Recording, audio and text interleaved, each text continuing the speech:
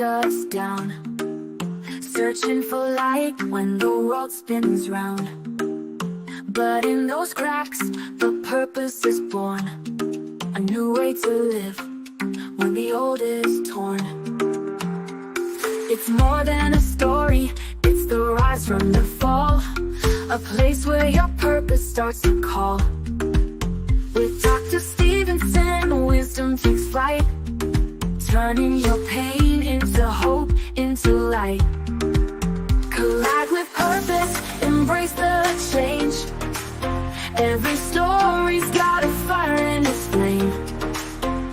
Tune in, listen, find your way to take life's hardest hits and turn the page. In the podcast, the truth is found. Collide with purpose, let love abound. From heartbreak to strength, the lessons unfold. It's about how we rise, not the stories we've told. Guests with their journeys, sharing their light. In every collision, there's power in sight. It's more than a talk, it's the wisdom we gain through every struggle, through every pain. With conversations that open the door to purpose, to power, to so much more. Collide with purpose, embrace the change. Every story's got a fire in its flame. Tune in, listen, find your way to take life's hardest hits and turn the page. In the podcast, the truth is found. Collide with purpose, let love abound. So come as you are, with your scars and fears. This is the place where the truth appears. Turn your trials into stepping stones. Find the strength to claim your throne. Collide with purpose, embrace the change. Every story's got a fire in its flame. Tune in, listen, find your way to take life's hardest hits and turn the page. In the podcast, truth is found. Collide with purpose, let love abound. A collision with purpose, your journey starts here. In every conversation, we'll wipe away fear. Find your purpose, let your life ignite. With Dr. Stephenson, you'll find your light.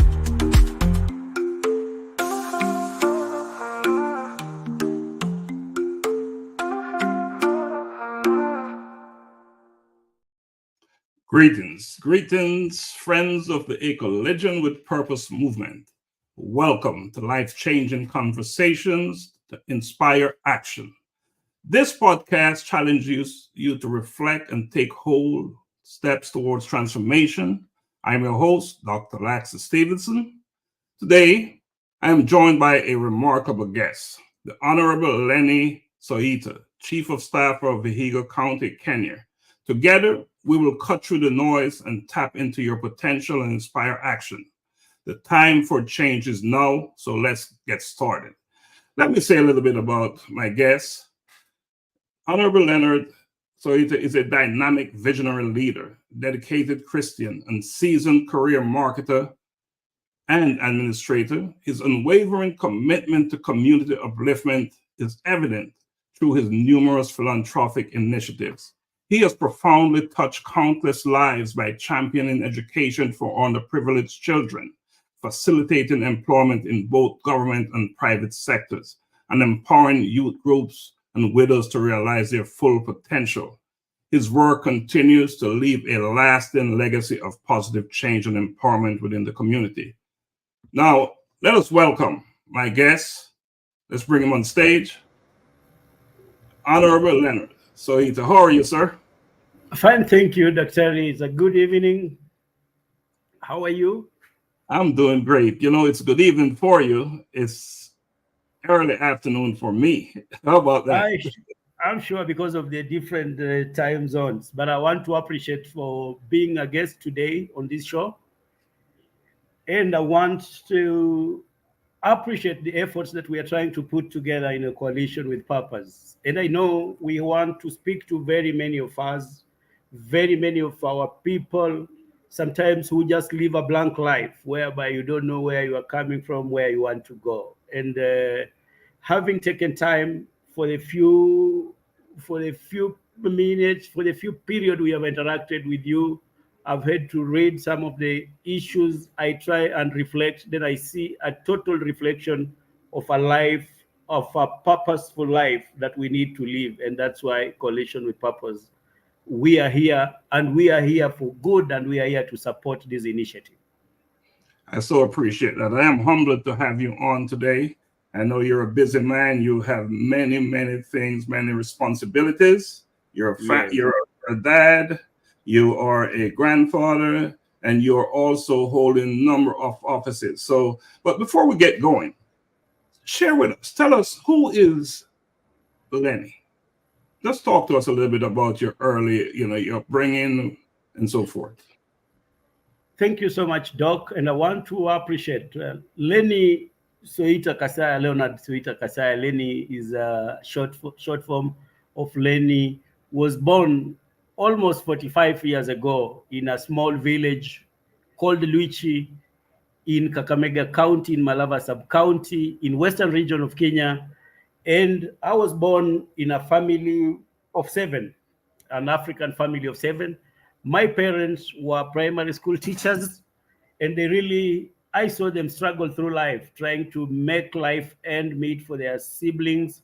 Because, like my family, my uncles and my aunts were about 18 or 22. That was a very big family. And unfortunately, their father passed on very early in life. So my father, being the firstborn, had to take also responsibility. So when we were born, unfortunately, I was also born as a firstborn. So I could see most of the challenges that were there in that small village where we were brought up. But all in all, we have come from very far. We have overcome so many obstacles in life that saw me raised to primary school. I finished high school. But immediately I finished high school, I think things were not very easy, because also my other siblings were very much close to me. Then I think by that time I was still a teenager. So I made choices that sometimes that were not very good or were very good, because I decided to leave the village and go to Mombasa, which is one of our cities. Then I realized, when I was still in the coastal town, I realized I was losing my focus. So I had to retreat and go back again, back to the village, then started life again. After some time, it's when I went to Nairobi, and life now became a bit challenging. Because by then, the only formal training I had, I think, was a CPA, a Section 1 of accounting course. And that alone would not have led to very proper life and very proper professional placement. But because of the determination I had, and because of the pressure of the family background, I got myself in Nairobi. And when I got to myself in Nairobi, I tried several companies trying to look for a job. And it was that was a very rough time in my life. I have never forgotten the experience, because I knocked almost all the doors, all the offices that I knew somebody there who could be of help to me. But most unfortunate thing, most of the people there were turning me down, and they were telling me, you can't, with only this one certificate, then you can't make it in life. You can't survive in this city. You need to go back home, raise some money, go back to school. But you see, the situation wouldn't allow, because if I would have gone back to the village, there's no way we could have raised any money. So I decided to remain in the city. And I was parking some trucks, even industrial area. I was a parker of some of the trucks. Fortunately or unfortunately, fate would have it, after things became also, those jobs were not forthcoming. Those informal jobs, casual jobs, were not forthcoming. One of my friends' family bought a garbage truck, and I think by then I was a professional driver, so I picked up that job. And I was among the people who are collecting garbage now in the city. and taking it to the dumping site. There's a place called Dandora there. A job which I did with a lot of determination for quite some time. After which, the rest of the story, because of my resilience and because of my determination, Doc, and this is why we are here to talk to the people who are willing to listen to us and to see how life can transform from totally nothing until to the current position I'm holding here. And the rest is history, because I took myself to school where I did also my diploma in sales and marketing. And that was now the game changer. That is what opened up my life.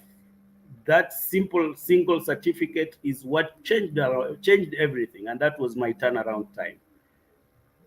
That And simple that yes. simple certificate made a significant difference. You know, we talk about a life-changing experience. And now talk to me about your purpose. And you know, you say how that was such a changer, life changer. How did that impact your purpose leading to where you are now? And as you're doing that, tell me what your purpose is, please. My purpose actually was uh, my sense and resolve, which was my purpose and determination, was one, to grow up in career, to have a training and have certificate that would enable me now do the passion of my heart, and which was by then I had made up a resolve that I'm not going to be I'm not going to be an accountant, and now I wanted to be a marketer. That was what my resolve and my purpose was, that I want to be a marketer. And I want to sell virtually everything, Doc, that I would sell. And I gave myself confidence that I would sell even ice to Eskimos. I made a resolve that I would even sell a mountain to somebody who believes that he can buy a mountain.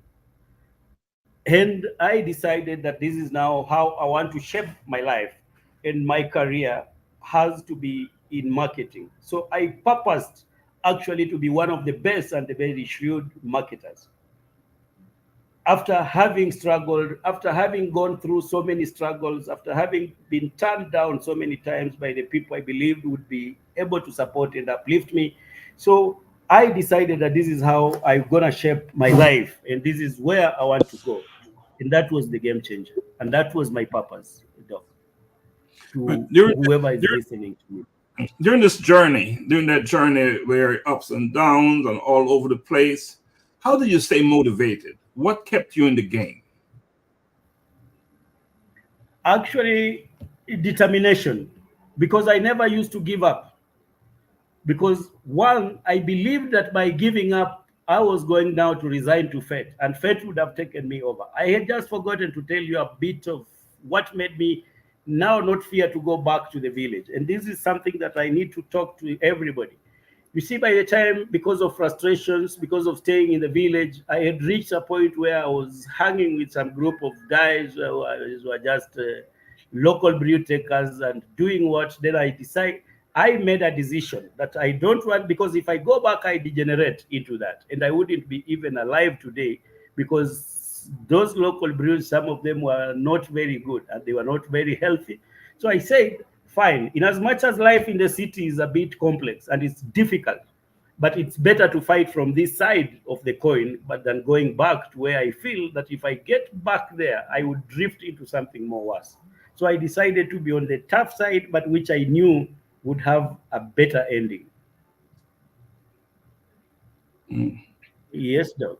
Yes, yes. You know, we're having this conversation, life changing conversation. I'm having this discussion with the Honorable Lenny Kasaya Soita, and I hope I get the name right. By the end of this conversation, I know I will have the pronunciation right? But Lenny, you've gone through some things, you've done some things. Talk to us about your current position as Chief of Staff. What is that? What exactly is that about? Thank you so much, Doc. My current position, and you see, as I tell you that in life you must be more determined, more focused, and one thing that I believe in, and networking, building your social capital is very, very important. How I landed to this job was by virtue of social capital and networking and having a network, because I was 2017, 2022, I was an elected leader, member of county assembly, representing people. I was in the position of the deputy speaker. But when we went to elections, which were marred by a lot of malpractices and what, I never made it back. I lost my seat as an elected leader with all the development I had done, which is very unfortunate with our people, because I believed during my time, I tried my best. There are things that I would mention, but if we would get time, which we really did that touched on people. But when I was still in that position, I had to network and get friends, bring on board so many friends. So how I landed in this job, actually, it's by grace and by God's grace, because I happened to have interacted with His Excellency, the Governor of the great county of Vihiga, when I was still the Deputy Speaker. So when I lost my position, he looked at my papers and he saw that maybe this would be somebody I would bring on board to assist me to run the government, because he was now going in his second term. I presented my papers. I was taken through a rigorous process of due diligence to sustain if I have what it takes also for the job. As a chief of staff, you are the person who is in charge of the personnel in the governor's office, and you are in charge of the governor, His Excellency's governor's itinerary.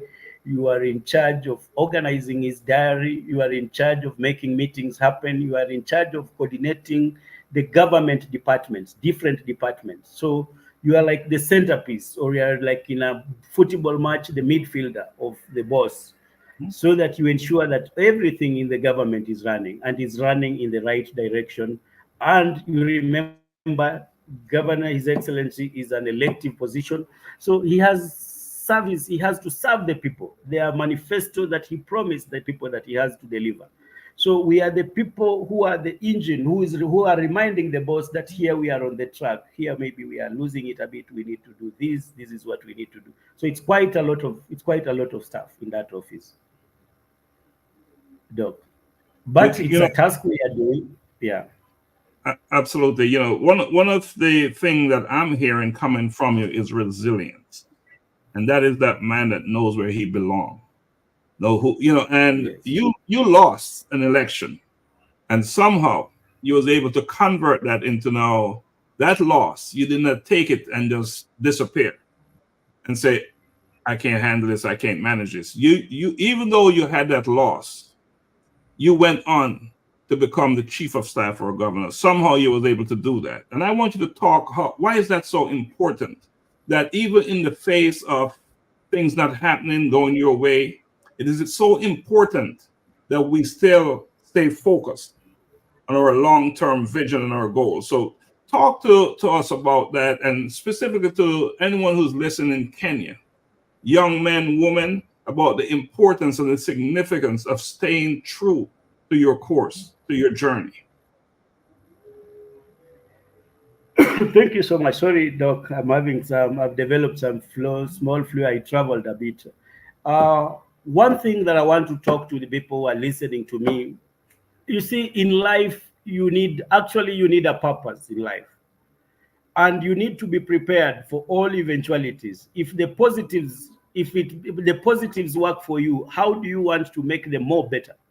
And if negatives come your way, how do you plan to deal, first of all, with the negatives, then convert them into something more better? And I'm a living testimony to any other friend, to any other colleagues, that even it's not in politics alone. You see, the problem with the politics now of our country is it's too expensive. You spend, then at the end of the day, you lose it out. The moment you lose it out, you break down. And I want to speak, because this has come up, Doc, actually as one of the person who believes that there's always life after even a failure. When we lost, there's a group of people who lost the elections, and I've seen so many people drift into depression, drift into frustrations, and lose it out, and they don't recover. What I decided within my sub-county and all my colleagues that lost it, how I've brought them together. We have a group that is a welfare group, where each month we are visiting one another. And the moment we visit you, we look at also your emotions. We want to see how did you pick up after you lost these elections. Is life normal? And are you continuing well? Is your family happy? So we allowed ourselves when we came together. One, fate brought us together because we all had lost. So I am the chairman of also that group. Then we came together. We decided that we shall be visiting one another with a small token that we contribute as a group, so that when we come at your place and realize that you must not be doing very well in your farm, in your agriculture, we say this token that we are giving you, we want you to improve on this. When you come at your place, we see you are not doing very well in the, we are very free and very liberal to each other, where we say that the type of, we can even discuss your lifestyle and tell you that we feel that your television set is not the best for our honorable member. We want you to get something better. And this token we are giving you, we want you to use it. Or we inject something for you to start a small business that can make you be occupied and get in something. So that is how, even now, that group is coming out to be very strong. And they are now more stronger than even the people who bet them in the election and they lost, because economically they have something they are doing. Economically, socially, when we meet, we do a lot of social and share our experiences, our personal experiences, and we are encouraging each other, and we are looking also for opportunities. In areas where somebody can do well, we say, fine, you are a businessman, we are going, I want to give an example. I don't want to mention the name. Like one of our colleagues does timber business. And some people, most of us are doing at least 1 or 2, 3 repairs, construction. So we decided we shall not buy from another person. We have to support one of our colleagues also who had the same, whom we went through the same fate. And that has given us a purpose. And these people, at the moment, they are really preparing themselves. They have already started preparing themselves. They want to fight back again. Come another electioneering period, they are going to offer themselves. They have learned their lessons of failure. They have done research and understood where they didn't go wrong or where they were cheated. Then they are coming now to fight another time. So what am I saying? What I'm saying is a loss is not a loss until you agree, you accept yourself that I have lost out. But you have to wake up, dust yourself, and move on and say, fine, that was a trial. Another chance will come. I'll give it another try. That is resilience, tolerance, endurance, and the spirit of a fighter. Doc, that's where we are. Spirit of a fighter. Dust yourself off, pick yourself up, dust yourself off, and get going. Start all over again. You know, listening to you talk, you know, there's determination, there's commitment, there's no quitting, no giving up in you. Now, I know, coming from where you came from, humble beginnings, and where you are right now, it didn't just happen like that. Is there someone in your life, early life, that played a significant role, like a mentor that you look up to? And how did that help to shape you into the person that you are right now? Sure, Doc. I want to say this. In life, my parents, my mother, my father, in their small way, with their meager earnings, they were very strict and they respected education. They supported their 18 siblings. All of them, anybody who cared to go about school, was paid for school fees, was taken for professional training. And by then, those years, it wasn't very difficult. Apart from 1 or 2 who decided, maybe I don't want to go to school, but all of them who went to school got something to do professionally. The children, now us, the 7 siblings among of my parents, all of us were given an opportunity. It's only that me being the firstborn, I think I also decided to take risks earlier, and I lost out a bit because I just went up to high school. Then the rest of my education journey, I've been navigating it myself to attain where I am, where I have now done my master's, I have done my bachelor's, I have come from very far. if God gives me another energy to read, I'm thinking of doing my PhD to be a doctor like Dr. Laxley, because when Dr. Laxley told me about his age and the strength of the things that he's doing, I felt I still have more years and I can do that PhD in another 1-2 years. I'll be done. Then I'll also be a doctor. Then in life, in the life purpose of life, in education, I'll have attained my apex. You know, you talk about education, and I know in my life it's a big deal, and you just said it. And you're never too old to learn, Yes. right? So let's talk about education in Kenya, and specifically in your county. What is the state of education? Do you believe the youth are capitalizing on the opportunities well enough? I think I want to speak very honestly about this subject, Doc. The best quality of education in Kenya is found in private institutions.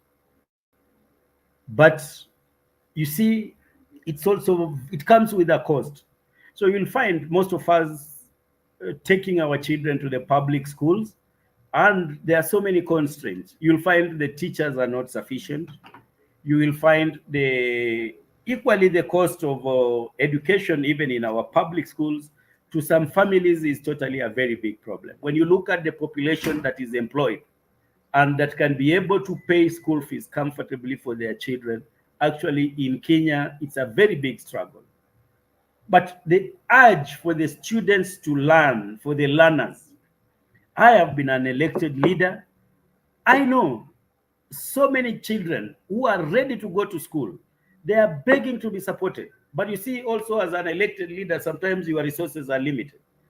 Equally, even outside the election, like currently, there are children I'm supporting to go back to school, to go to colleges, to support partially to see that they attain what they want. And they come to you crying. So what do? You have been chosen, and God maybe is using you to also make a purpose for this child.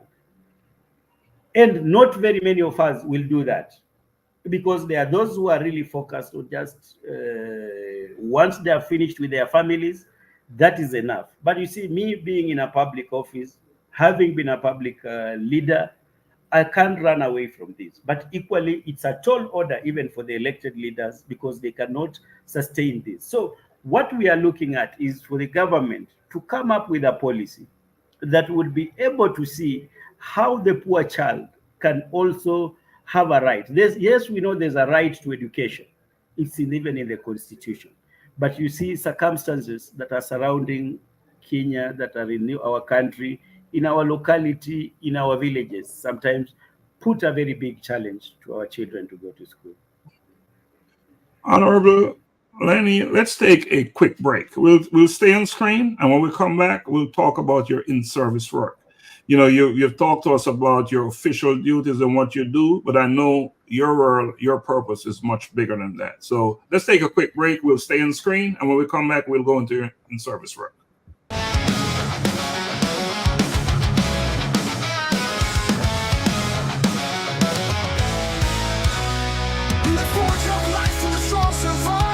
A trail is written of hearts that strive. Through fire and flame, they find their way, becoming iron where courage holds sway. Becoming iron, with hearts forged in fire. Tales of courage and conviction rising even higher. Displaying strength in the fiercest fight, becoming iron, shining in the night. Faces the darkest night. The empowered man fights with all his might. The resilient man stands unwavering and strong. The inspired man knows where he belongs. Together they rise, conquering fears, becoming iron through trials and fears. Becoming iron with hearts forged in fire. Tales of courage and conviction rising even higher. Displaying strength in the fiercest fight, becoming iron, shining in the night. Becoming iron, shining in the night. The brave man faces the darkest night. night. The empowered man fights with all his might. The resilient man stands unwavering and strong. The inspired man knows where he belongs. Becoming iron knows where he belongs. Becoming iron, shining in the night. Becoming iron, with hearts forged in fire. Tales of courage and conviction, rising even higher. Displaying strength in the fiercest fight. Men becoming iron, shining in the night.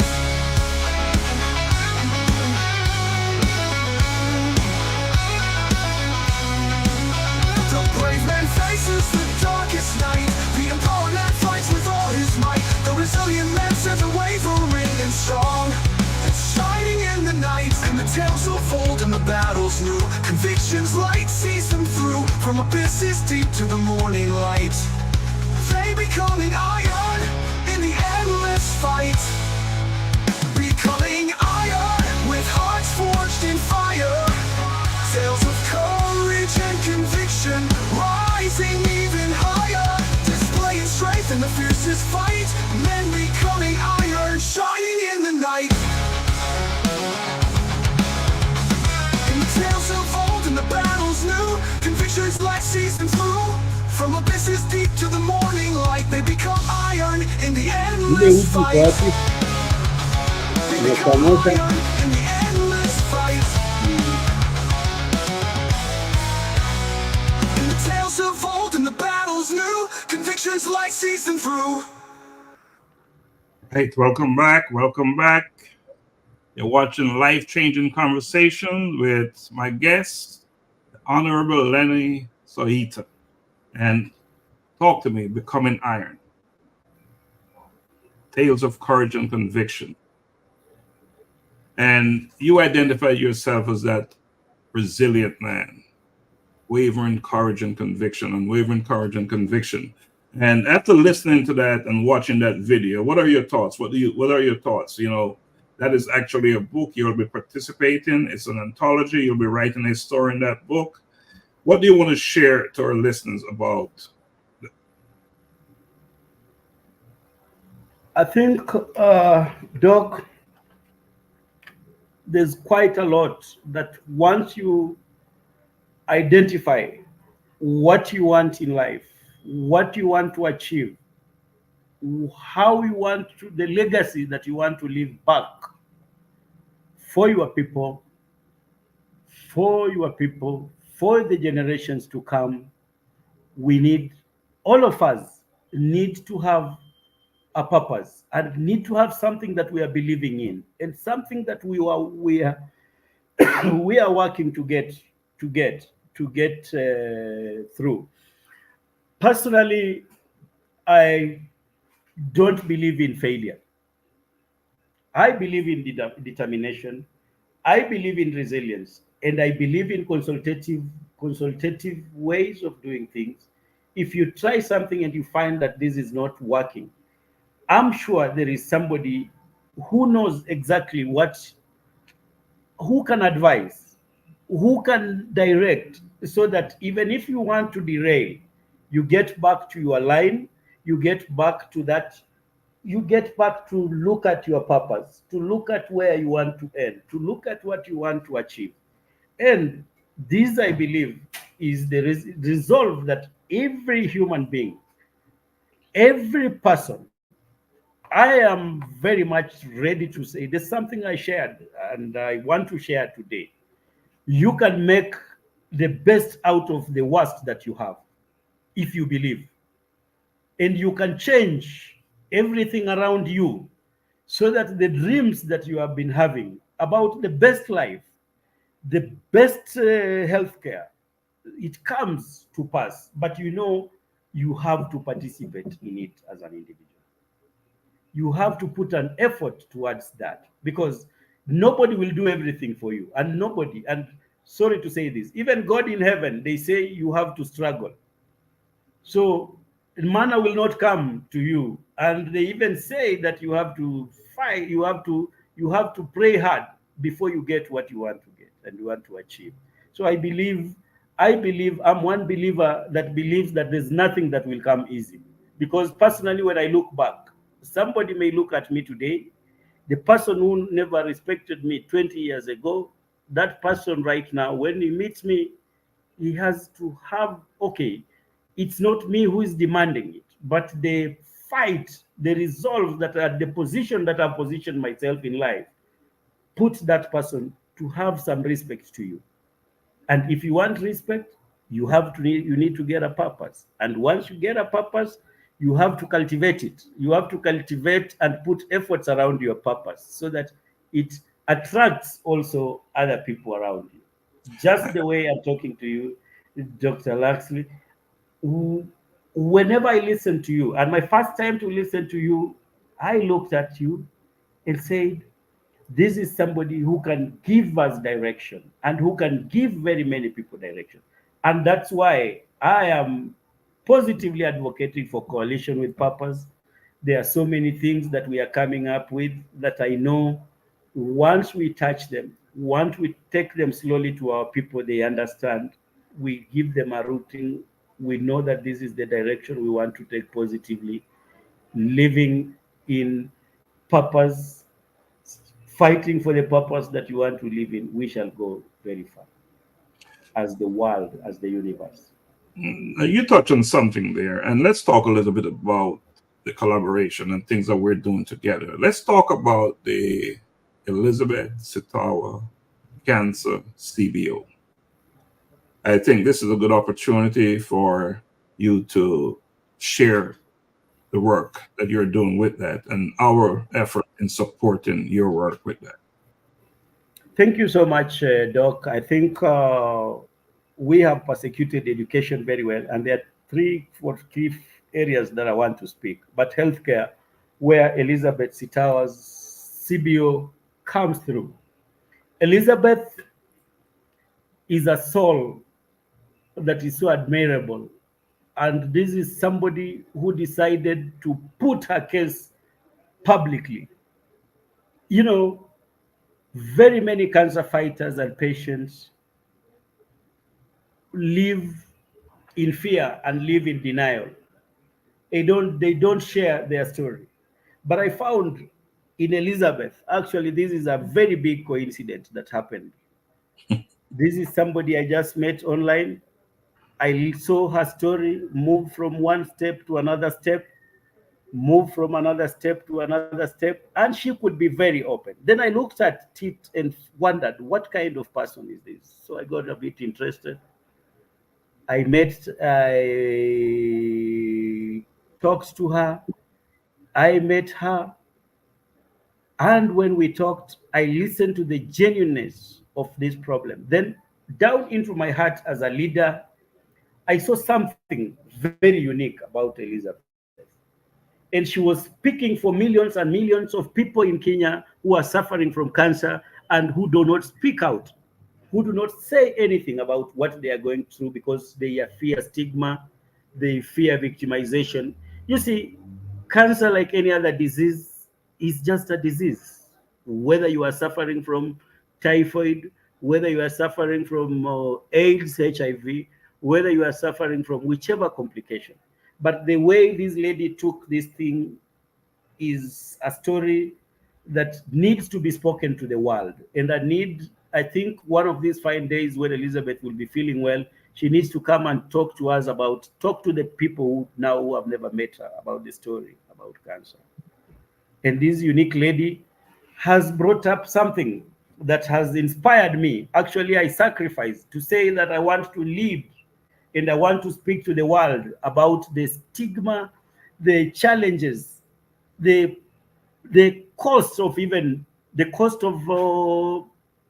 treating cancer and managing even cancer patients, the type of support these people need. And that is why I've decided to take up the initiative to become the chairman and to spearhead the advocacy. Having been a politician, I know I cannot fear to speak. I'll speak to governments, but we are not critiquing. We want to bring out the story of the cancer patients, the cancer fighters, the cancer family.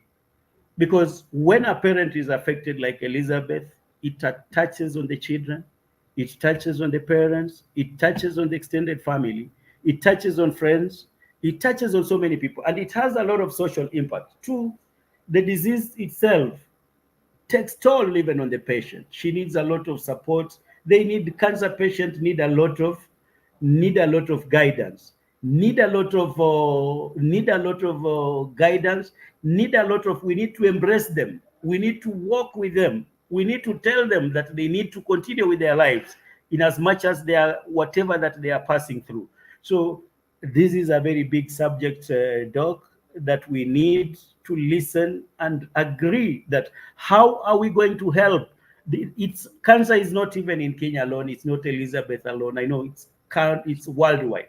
But you see, when you look at our medical facilities, our medical covers, I know there are some insurance. The moment you mention that you are a cancer patient, they can't admit you.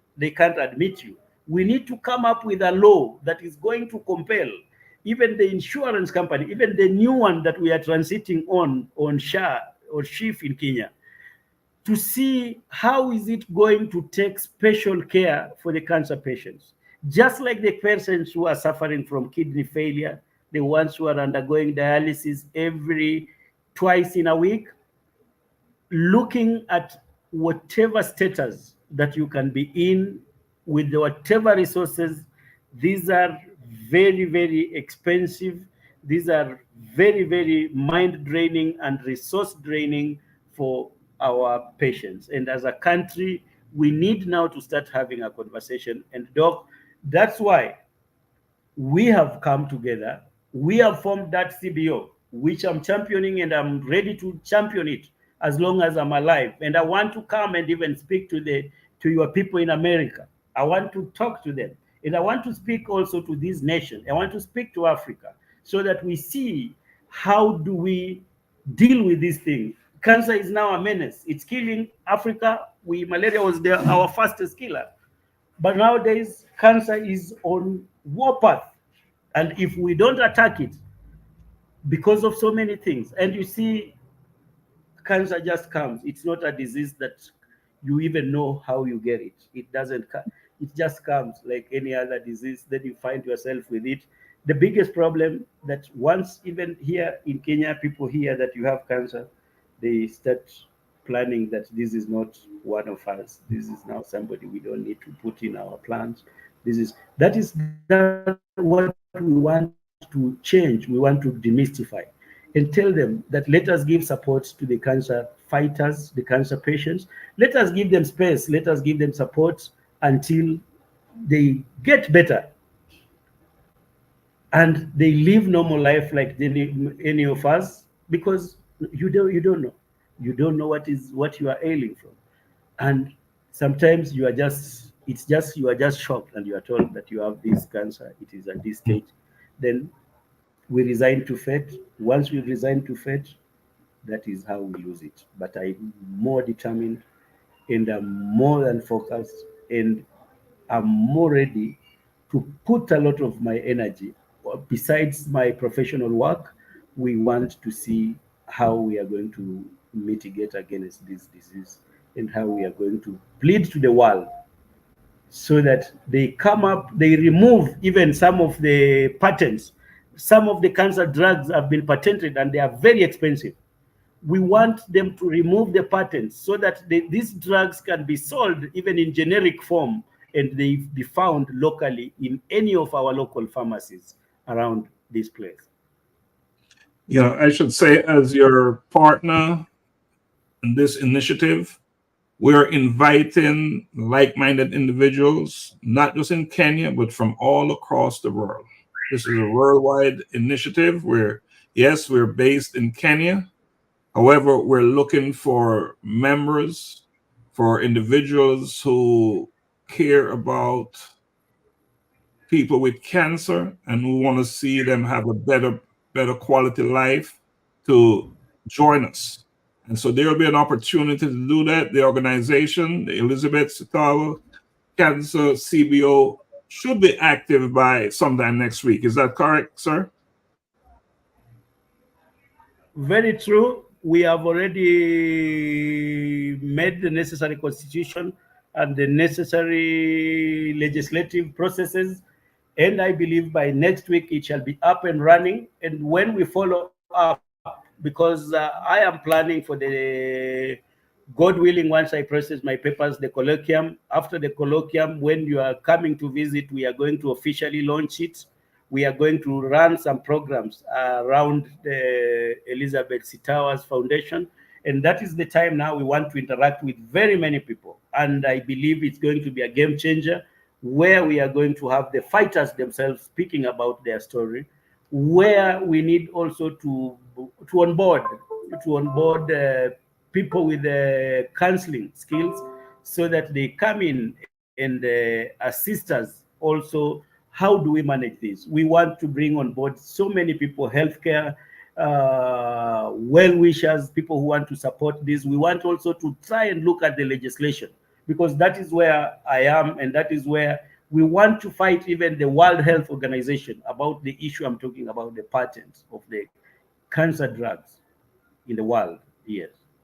You know, you mentioned the colloquium, and I think it's appropriate that I officially, publicly extend an invitation for you to be a speaker, to come to the United States, visit us February 22nd, 2025, to be a speaker at A Collision with Purpose presents a colloquium, Daily Insights Unveiled, Your Odyssey to Find Purpose. So it's an official invitation, and I'm waiting to hear if you accept.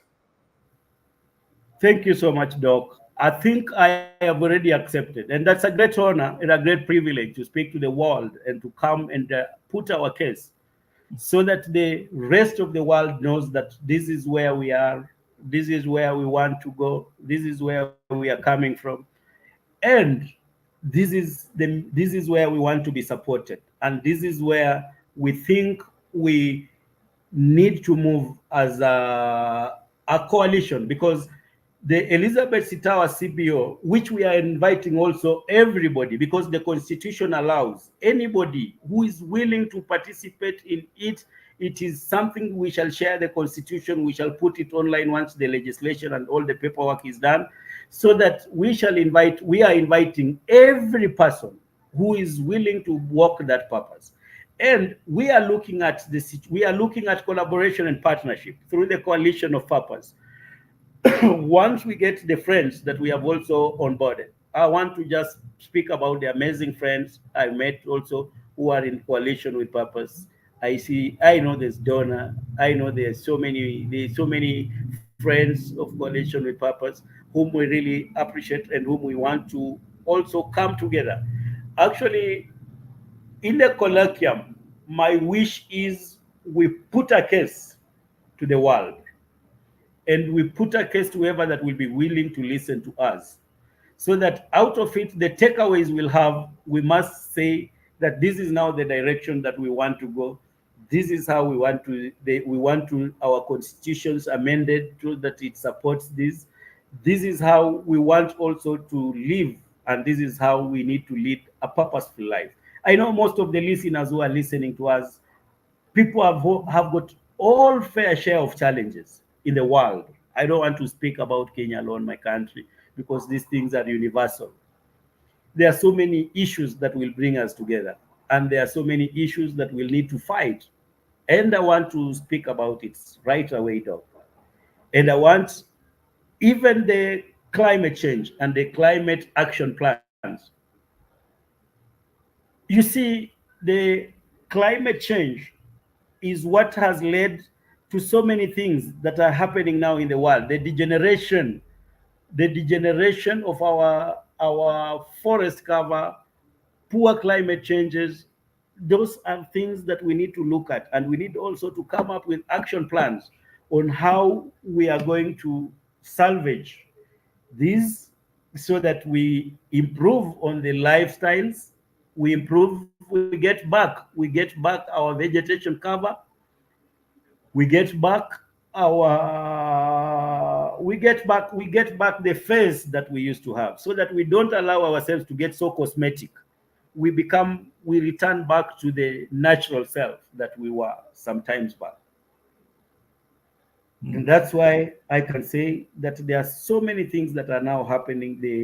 The other day you told me about it was a hurricane, or I don't remember, or a typhoon that had happened. That is a direct climate. That's what now is happening. Climate If we change. don't, yes, It's a big deal, and too many individuals out there are ignoring it. They're ignoring what is real. They're ignoring the signs when it's happening right in front of their very own eyes. You know, I should say that I interviewed Elizabeth over a year ago, and she indicated to me at that time how important it was for her to do something about cancer, not just for herself, but for the general population of cancer patients and people fighting cancer. And for this to be happening right now is I imagine what she's feeling, that her dreams are coming true to be real. And I want to thank you so much, Lenny, for the work that you have done and for taking this on head on the way you have, and for committing the time and taking time out of your schedule. Because I know you're a busy man. I know you're doing so much, a lot. You're always back and forth from your county to Nairobi, attending important meetings. But the way I've seen you commit to this initiative, and the way I've seen you, you set out to get it started with the same resilience, same commitment that you did, that you utilized when you was that young man growing up, knowing that there was no such thing as failure.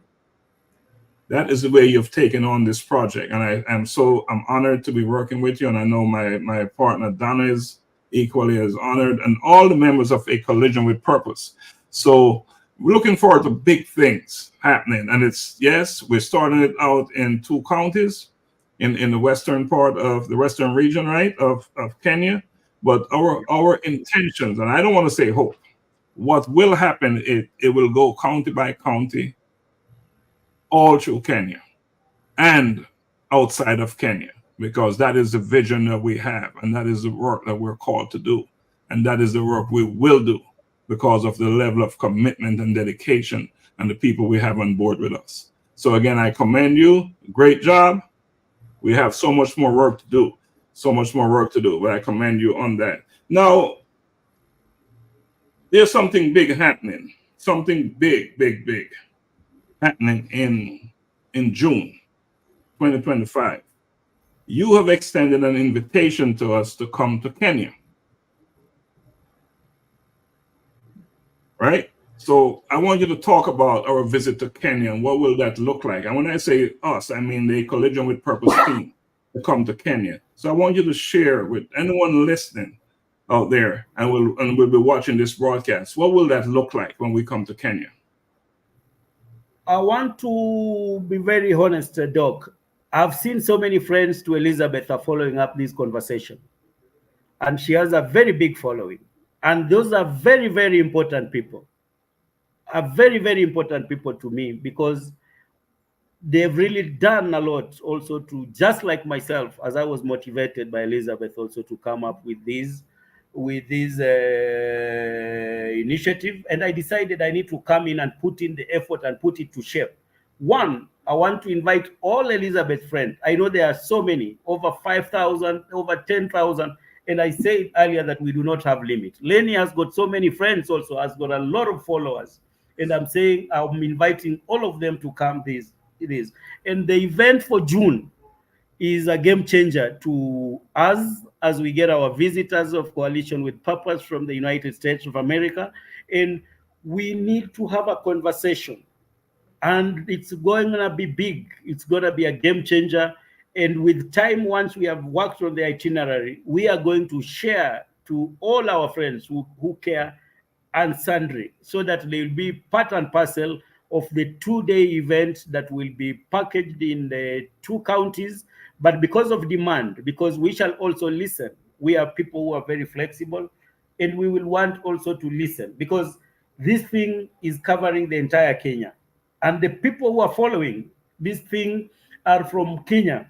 And so many people, I know not every family in Kenya has had a death of cancer, has had a survival of cancer.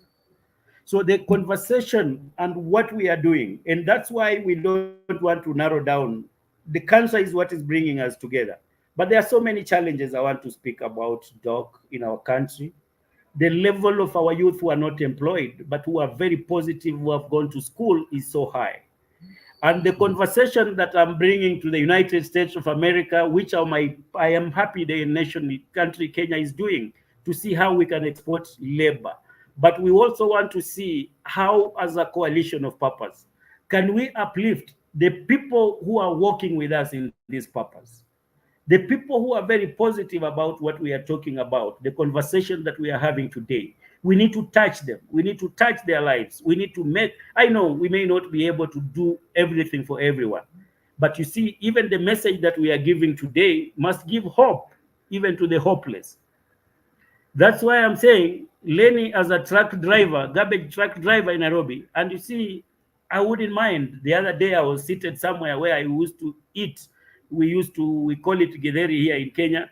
You used to eat with 10 shillings, you take water and you walk back home. That is a day you are not successful when you went to Tarmac and you never met anybody to give you at least a tip to take you back home. So what I'm saying is we should not give up our young people. We should not give, we should not, we should live in our purpose, and we should be resilient, and we should be fighting irrespective of the challenges that will come our way. No, we're gonna break it, we're gonna make it. It doesn't matter when and how and through which means. But Doc, me, I want to appreciate you so much. I want to appreciate the initiative that you have put together with Donna and the few friends that are there, the support that you have given to the CBO, and the support that you are going to give us as a country when you come back. And I know I've been looking at the followers of Coalition with Purpose in Kenya. We have people from Rift Valley, we have people from the coast, we have people from Central Kenya, we have people from Nairobi, we have people from Northeastern who are following up this story and who are very much concerned to understand what are we, where do we want to go. We have also Kisumu, we have Kisumu County, we have Siaya. Actually, the entire Kenya has got a follow-up on this thing. And this is a big initiative that will need a lot of resources. And I believe this is going to be a game changer. And we are all in it with the friends who are listening, with the friends of Coalition, with the new friends that we are going to invite. And I promised one thing, that I want to bring the collaboration between the governments, the respective county governments, the 47. Then I'm going also to look for a way, using my position, to get to the national government so that we start having a conversation. Get to the Ministry of Health, get to the Ministry of Social Services, get to the Ministry of Youth and Gender, and that one, so that we have now a common conversation and a common convergence with the Friends of Coalition locally from Kenya, with the Friends of Coalition from Africa, with the Friends of Coalition from America and the other South America, the other countries, other diaspora. We want to make a conglomerate out of this. Thank you. You know, I should also say that a Coalition with Purpose, we will have a Coalition with Purpose Kenya, which will be operating in Kenya.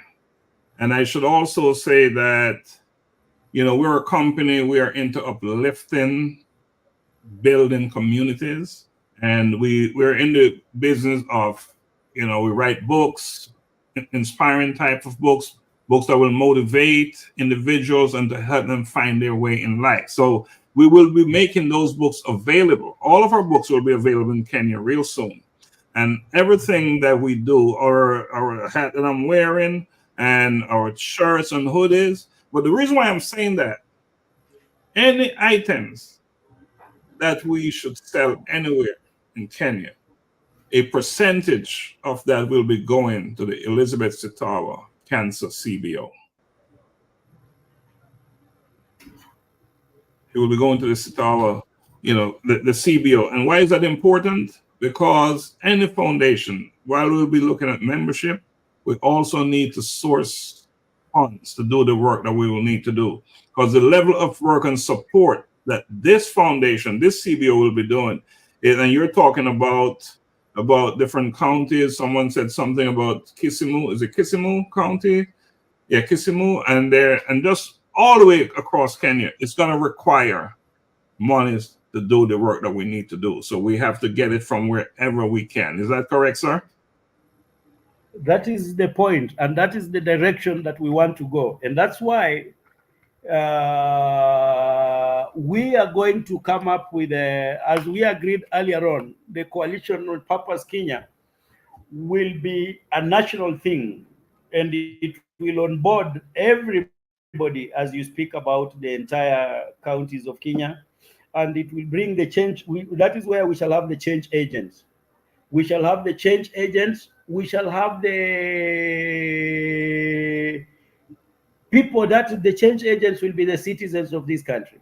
And that's why we are saying it's just we are converging around Elizabeth Sitawa. But I know the people who are listening to us today, and those are the people I'm talking to, we are welcoming them now in the CBO so that it takes now the national outlook, it spins around. Then we reach out also to those patients, those fighters, those people who have, we want to speak to everybody actually who cancer has touched or has really affected, so that we don't leave these people out. And that's why I'm saying I'll give all my energies and I'm ready to multitask to make sure that this will stop at nothing but at whatever purpose that we intended to achieve.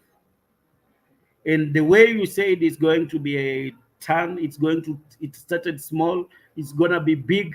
When I look at the followers of the Coalition with Purpose, when I look at the Elizabeth Sitawa's following, when I look at the my friends who are listening, whom I've also enticed to bring, I'm discussing with all government officers I can meet to tell them that let us think about this thing. Let us see how we are going to mitigate against this thing.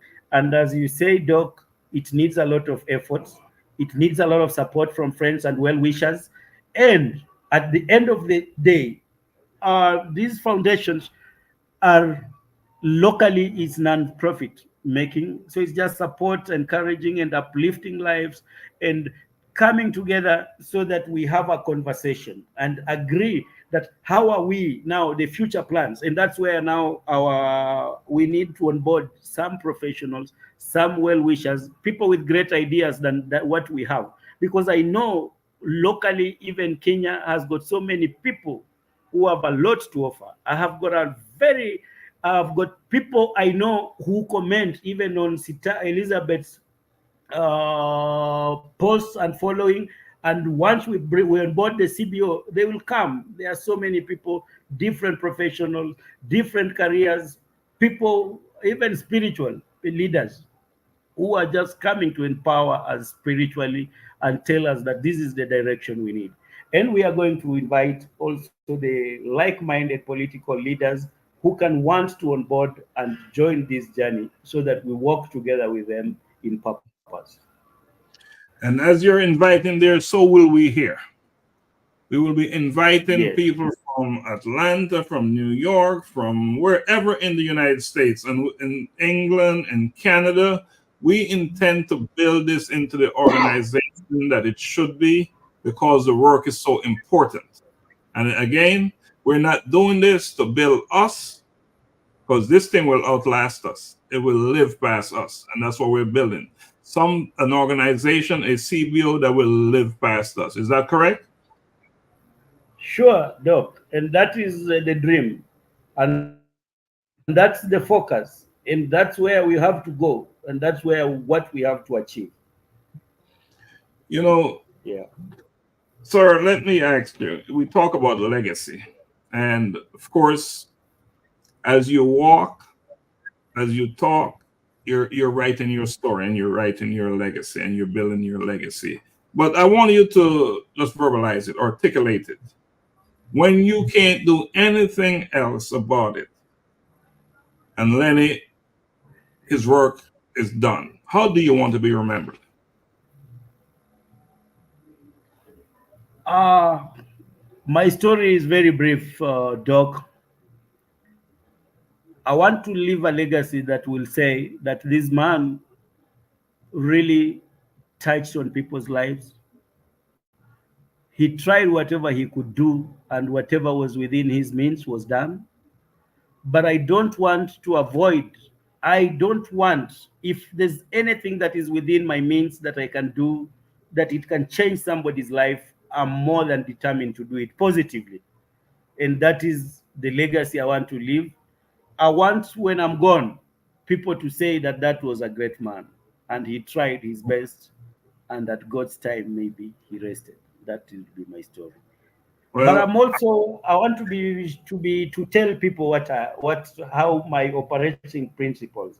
Actually, I work within the SMART principle, where whenever I get to something, it has to be very specific, very measurable, achievable, realistic, and time bound.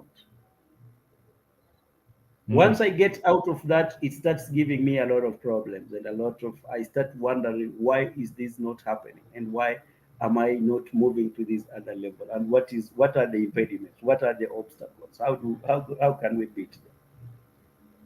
And well, that SMART principle is very unique. So everybody must identify a principle that he wants also to operate within, so that at least when in everything that you are doing, I didn't get in coalition with purpose just because I was very idle. I listened and I saw where this thing want to go. When I listened to Elizabeth's story, I said, this is a journey you can walk. And I joined also the journey. And we are still willing to walk across the country and to support each other. The only prayer that I want to put across is to every individual who is listening to this evening, to whatever we have been discussing here. When you see your neighbor, a friend, a relative indeed, and you are in a position to help or to come in, you may not help 100%, but you can come in your small way. The small way you are coming in can catapult this person now to the next step, which he or she was even not able to move to. Kindly come through. Come through for a friend, for a relative, for a neighbor, for a person even you don't know. If you see that somebody is in a need, that you can come through, and that is your purpose. And some of these things are just blessings. They have been tested. Personally, as a politician, I find it a bit difficult. The demands are too much. But sometimes when I give out even the last coin that I'm having, in less than few hours, you find God has multiplied and you have gotten in plenty. And you wonder. And those are now the blessings that you can get in life without knowing. Because where the little that you gave replenished from? It's by grace of God. So that's what I can say, Doc. I want to comment on something you said regarding your legacy. You said you wanted to be called a great man. And I'm here to tell you that you're already a great man. You've achieved that status. So you're a great man, but I know you'll become much greater in terms of your achievements, in terms of what you will achieve, what you will accomplish, in terms of you fulfilling your purpose. So I just want to commend you, Lenny. We're running out of time here. So I'm going to give you an opportunity to say something, final words, if you may, or add anything. If there's anything else you'd like to add that you didn't get the opportunity to say, please do so now. I know as we come to conclusion, Doc, we have started these conversations, and I want us to get to a situation whereby all the friends of Coalition with Purpose, we want to have a very big StreamYard meeting whereby we are going to, like on the spaces, like on the X space, we want to have a conversation. I think we will decide amongst ourselves what will happen, because I'm seeing the comments of the people who are following us, and it's very interesting. And I think it's a high time that as we plan and as we zero down to as the countdown to June comes, as the countdown to February during the colloquium, we must have had a general bigger meeting and a bigger picture where we have to take all the views of our viewers, all the views of the people who will support this initiative, people who think that we can walk this journey together, people who have ideas that they can put through for us, then let us decide that we are walking in purpose, we are doing our things in purpose, and we are living in purpose, and we are more than focused to make the world a better place for another generation to come, and we leave a mark in this world. Thank you so much, Doc. Thank you. So let me identify a couple of folks watching us. We have, that's my brother on the screen there, Martin Thompson. He's actually the vice president of A Collision with Purpose. That's my brother, Martin Thompson. We have Donna Thompson. She's this, if you notice, they named Thompson, right? Donna Thompson is the CFO of A Collision with Purpose.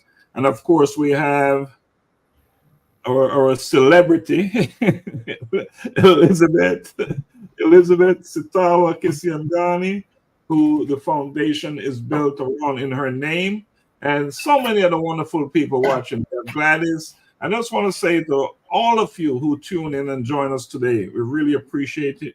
You're watching. Please share the replay, spread the word, get the word out there about what we are doing. And I won't say attempt to do or hope to do what we're doing in Kenya, because it is a done deal. All we need to do now is just go out there and execute. The organization is formed, and it's just a matter of receiving the documents, the certificate, and then it's to the work. It's all to the work. It's so structured. Unearthing you. You just stopped me in my tracks right there, my brother. But that's what it's all about, unearthing you.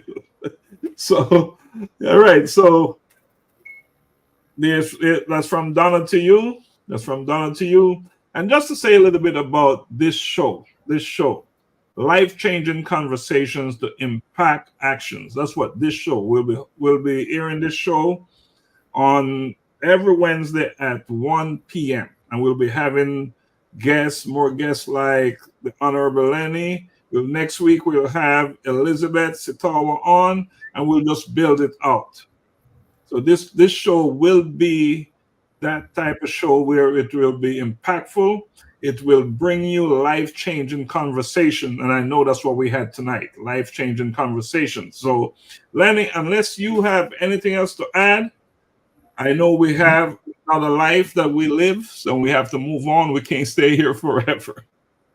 I just wanted to tell the people who are watching us, we also have this. Hope it's being seen by everybody. Doc, you can be able to see what I'm carrying. Yes, very, very visible. You have seen it, huh? Mm-hmm. And there is this. This is where I carried my drugs this evening when I was coming for this meeting. I told you I was having some little flu, but I'm feeling very much better. And we have to live in purpose, and we have to support the initiatives, the brains that we are trying to come up with. And my fellow Kenyans who are watching this is a game changer, and this is the direction that we want to take. And we are going to incorporate all of you. We are going to incorporate your ideas. We are going to support anything that is going to go to this worthy cause. Thank you so much. Thank you, sir, and I appreciate you coming on. We're going to close out now, but I ask you to stay on screen while I close out, and we will come back and just have a conversation off here. So thanks again for watching us. I appreciate you taking time out from your busy schedule. I know you're watching us because you know what we're doing here is important. We're not just on here hanging out and having a conversation. We're having a life-changing conversation, and it's all about impacting and creating actions, and it's all about changing lives, building communities, one individual, one person at a time, and that's what we do here at A Collision with Purpose. So again, thank you, and God bless.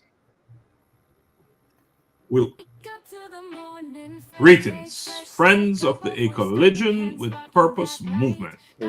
Welcome to Daily Insights Unveiled, where we journey together to uncover deeper truths about ourselves and our purpose. I am Dr. Laxley Stephenson. I want to share with you about the mirror of truth.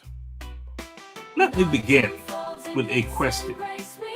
When was the last time you truly looked into the mirror? Not to adjust your hair or check your appearance, but to see yourself as you are. The mirror of truth is more than a reflection of your physical self. It is the space where your soul stares back, daring you to confront the person within. Now, tell me, what do you see when you look into that mirror? Do you see your strengths and your flaws, your dreams and your fears? Or do you turn away, avoiding the weight of self-reflection because it shows you more than you're ready to face? The mirror of truth doesn't lie. It reveals our deepest wounds, the parts of ourselves hidden from the world. And yes, sometimes from ourselves. But within that honesty lies the power to transform, to heal, to grow, to be your authentic self. Now consider this. Are you willing to confront your truth? Even if it means facing your mistakes or acknowledging the areas where you have fallen short? What would happen if you embrace the parts of yourself you've been avoiding? The insecurities, the pain, the doubt, the anger. We often spend so much time running from the truth that we lose sight of the fact that it holds the key to our freedom. You know the saying, the truth shall set you free. There is power in facing yourself fully with all the imperfections and scars. The question is,